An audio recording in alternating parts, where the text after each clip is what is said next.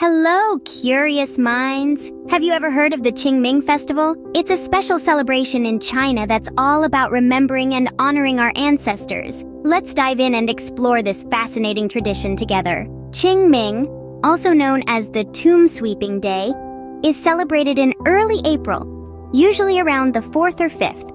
It's a time when families visit the grave sites of their ancestors to clean them up, offer food and flowers, and pay their respects.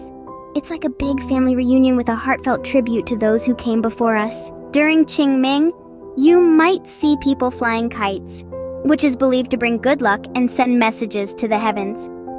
Families also burn incense and paper money as offerings to their ancestors, showing love and gratitude. But here's an interesting twist. Ching Ming isn't just about honoring the past, it's also about celebrating life in nature. Many people take this time to enjoy the blooming flowers and fresh spring air, making it a beautiful blend of remembrance and rejuvenation.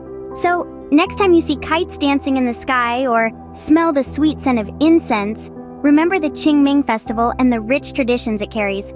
Who knows, maybe you'll even want to join in the celebration someday. What do you think?